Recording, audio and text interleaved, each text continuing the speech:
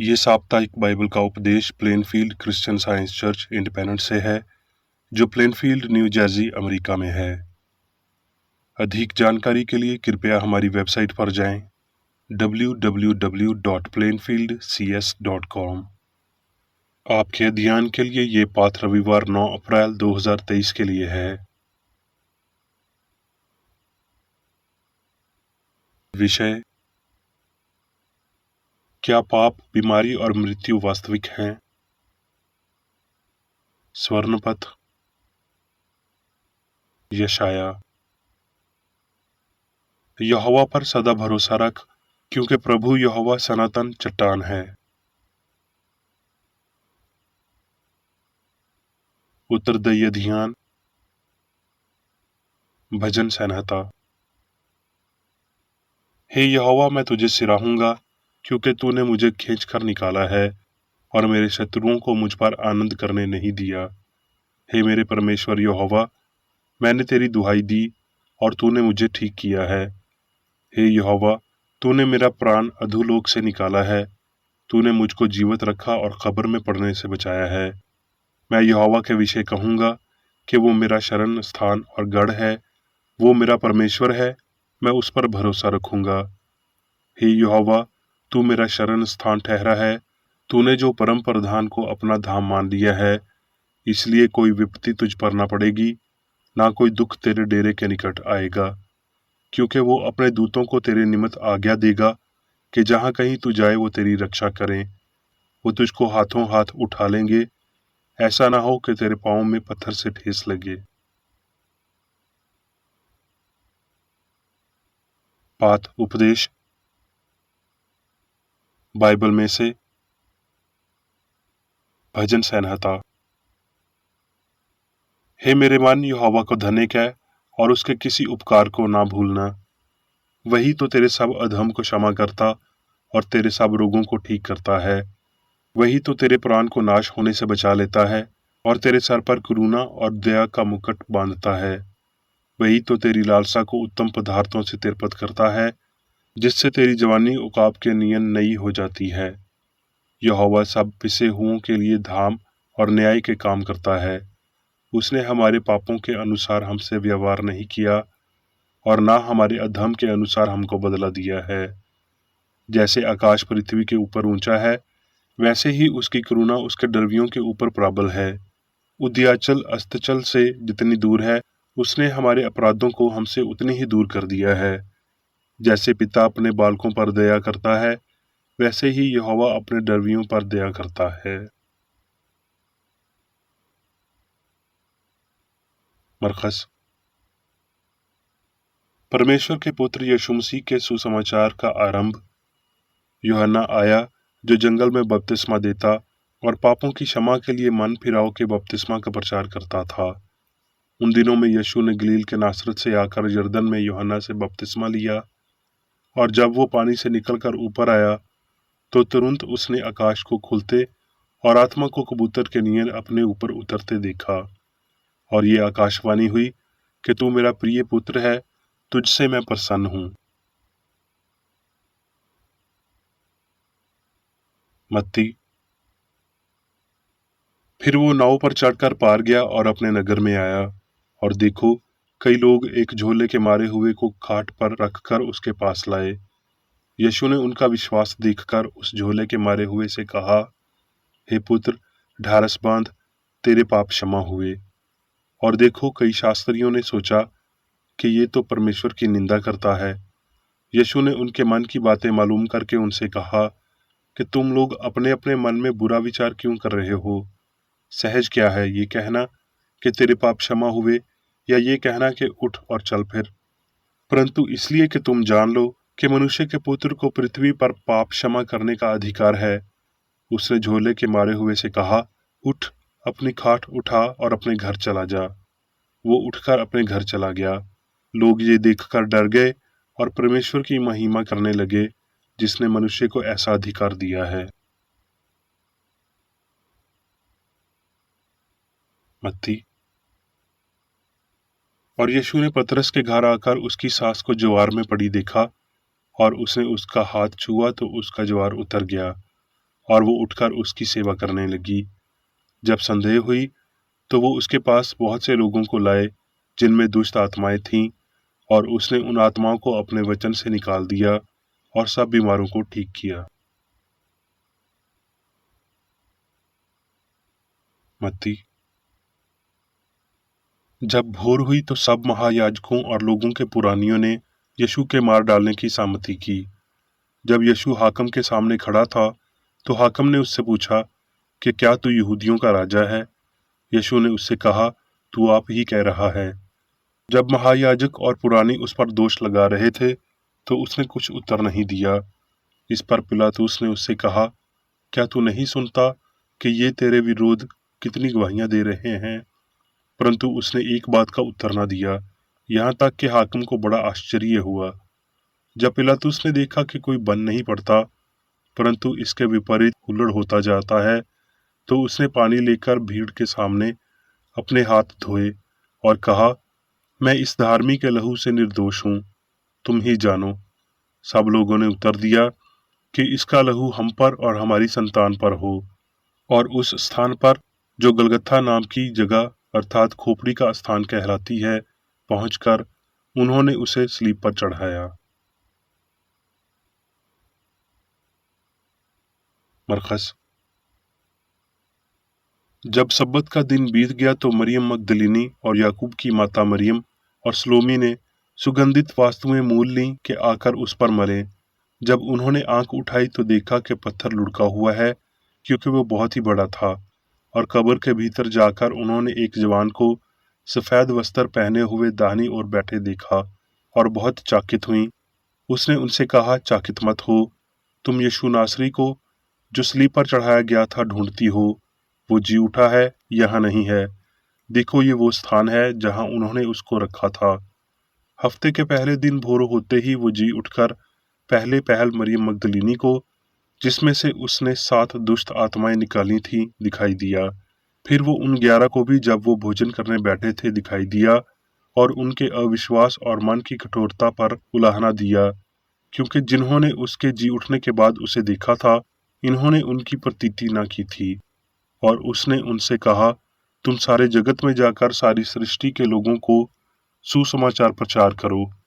और विश्वास करने वालों में ये चिन्ह होंगे कि वो मेरे नाम से दुष्ट आत्माओं को निकालेंगे, नई नई भाषाएं बोलेंगे, सांपों को उठा लेंगे, और यदि वो कोई नाशिक वास्तु भी पी जाएं तो भी उनकी कुछ हानि न होगी।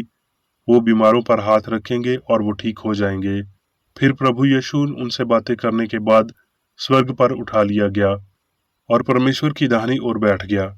और उन्होंने निकलकर हर जगह प्रचार किया, और प्रभु उनके साथ काम करता रहा और उन चिन्हों के द्वारा जो साथ साथ होते थे वचन को दृढ़ कराता रहा।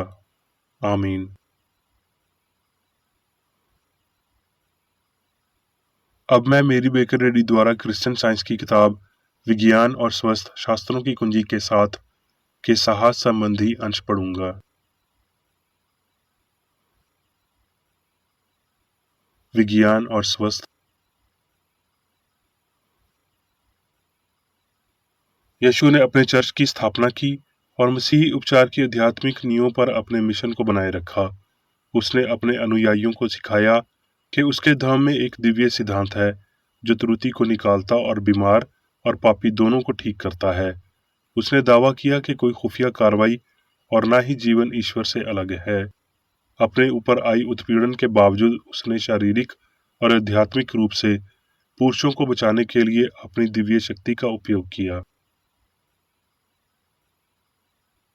शिशुओं ने अपने गुरु को दूसरों की तुलना में बेहतर समझा, परंतु जो कुछ उसने कहा और किया वो सब ना समझ पाए, वरन वो उससे बार बार प्रश्न न करते। यीशु ने धीरज धरने की सच्चाई सिखाने और उसका प्रदर्शन करने में धीरज से काम लिया। उनके छात्रों ने देखा कि सत्य की ये शक्ति बीमारों को ठीक करती है, बुराई को निकालती है, मुर्दों को उठाती है, लेकिन इस अद्भुत कार्य का परम आध्यात्मिक रूप से विवेकाधीन नहीं था। यहाँ तक कि उनके द्वारा क्रूस पर चढ़ाए जाने के बाद तक, जब उनका बेदाग शिष्य उनके सामने खड़ा था, बीमारी, पाप, बीमारी, मृत्यु और कब्र पर विजेता थी। ये तथ्य कि मसीह या सत्य मृत्यु पर काबू पा लेता है और आतंकों का राजा साबित हो जाता है, लेकिन एक नश्वर विश्वास या त्रुटि जिसे सत्य जीवन के आध्यात्मिक प्रमाणों से नष्ट कर देता है। और इससे पता चलता है कि प्रतीव के प्रति इंद्रियों को जो दिखाई देता है वो वास्तविक मनुष्य और वास्तविक ब्रह्मांड के लिए एक नश्वर भ्रम है, लेकिन मृत्यु पर क्रिया नहीं है। क्लीसियाई निरंकुशता के युग में यीशु ने मसीही धर्म की शिक्षा और अभ्यास की शुरुआत की, जो मसीही धर्म की सच्चाई और प्रेम का प्रमाण प्रस्तुत करता है। लेकिन उसके उदाहरण तक पहुंचने के लिए और उसके नियम के अनुसार और उसके अचूक विज्ञान की परीक्षण करने के लिए, बीमारी, पाप और मृत्यु को ठीक करने के लिए ईश्वर को ईश्वरीय सिद्धांत के रूप में बेहतर समझने की आवश्यकता है। व्यक्तित्व या मनुष्य यीशु की बजाय प्रेम की आवश्यकता है।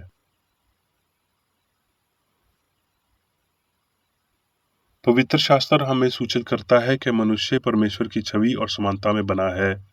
आत्मा की समानता आत्मा के विपरीत नहीं हो सकती।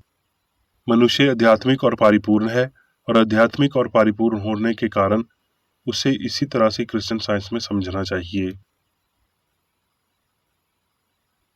मनुष्य पाप, बीमारी और मृत्यु के लिए अक्षम है। वास्तविक मनुष्य पवित्रता से विदा नहीं कर सकता। ना ही परमेश्वर, जिसके द्वारा मनुष्य का विकास किया गया है, पाप करने की क्षमता या स्वतंत्रता प्रदान करता है। एक नश्वर पापी भगवान का आदमी नहीं है।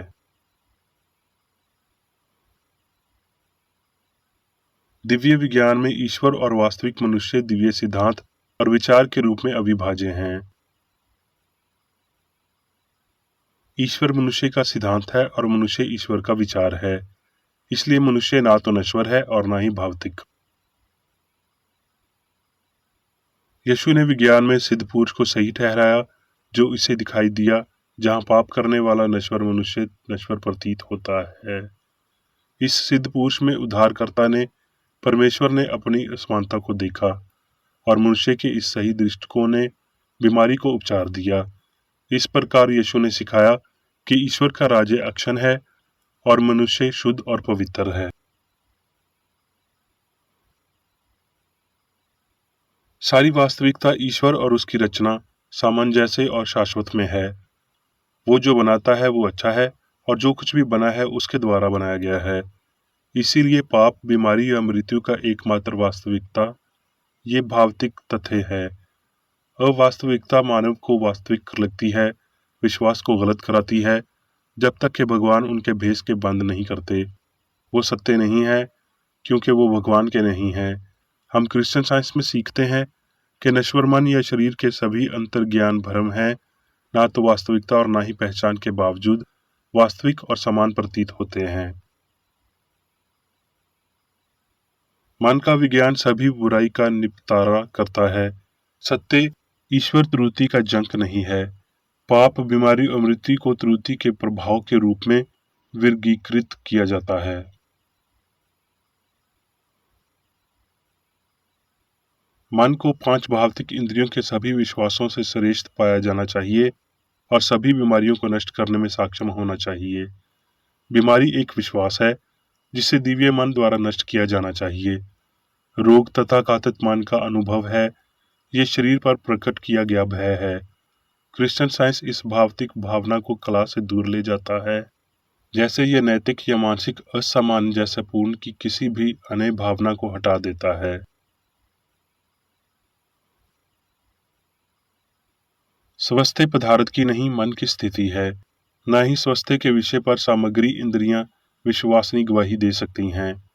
दिमागी चिकित्सा विज्ञान ये दिखाता है कि ये असंभव है, लेकिन मन को सही माने में गवाही देना या मनुष्य की वास्तविक स्थिति का प्रदर्शन करना है।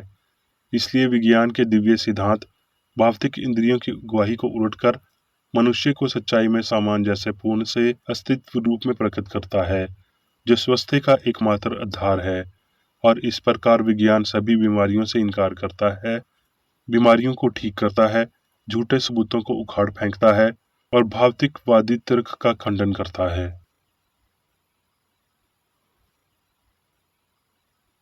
क्या यह विश्वास करना बेवफाई की प्रजाति नहीं है कि मसीहा के रूप में इतना महान कार्य स्वयं या ईश्वर के लिए किया गया था, जिसे यीशु के उद्धारण से अनंत सद्भाव को बनाए रखने के लिए किसी सहायता की आवश्यकता नहीं थी, लेकिन नश्वर लोगों को इस मदद की जरूरत थी और यीशु ने उनके लिए रास्ता बनाया। ईश्वरीय प्रेम हमेशा से मिलता है और हमेशा हर मानवीय आवश्यकता को पूरा करता है। ये कल्पना करना ठीक नहीं है कि यीशु ने दिव्य शक्ति का छायांकन केवल संख्या के लिए किया, क्योंकि सभी मानव जाति के लिए और सभी समूहों में सभी अच्छे की आपूर्ति करता है। इस अववादी में एक मसीही वैज्ञानिक उस स्थान पर है जिसके बारे में यीशु ने अपने शिष्यों से बात की थी, जब उन्होंने कहा, तुम पृथ्वी का नमक हो, तुम जगत की ज्योति हो। जो नगर पहाड़ पर बसा हुआ है वो छिप नहीं सकता। आए हम देखें, काम करें और प्रार्थना करें कि ये नमक अपना नमकपन न खो दे और ये प्रकाश छिप न जाए, बल्कि दोपहर की महिमा में विकीर्ण और चमकने लगे। जब हम त्रुटि में होने की तुलना में अधिक विश्वास करते हैं, तो हम आत्मा में अधिक विश्वास करते हैं, सामग्री की तुलना में अधिक विश्वास करते हैं, मरने की तुलना में जीने में अधिक विश्वास करते हैं, मनुष्य की तुलना में भगवान में अधिक विश्वास करते हैं, तो कोई भी भौतिक दामन हमें बीमार होने और त्रुटि को नष्ट करने से रोक नहीं सकता।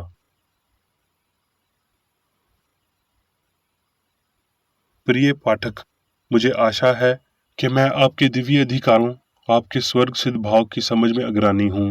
जैसा कि आप बढ़ते हैं, आप देखते हैं कि कोई कारण नहीं है, गलती से भौतिक अर्थ जो शक्ति नहीं है, आपको बीमार या पापी बनाने में सक्षम है, और मुझे आशा है कि आप इस झूठे अर्थ पर विजय प्राप्त कर रहे हैं। तथाकथित भौतिक अर्थों के मिथ्यात्व को जानने के बाद आप पाप, बीमारी या मृत्यु में विश्वास को दूर करने के लिए अपने विशेष अधिकारी का दावा कर सकते हैं।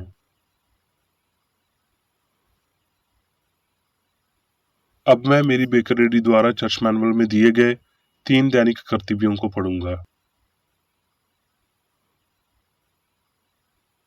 दैनिक प्रार्थना।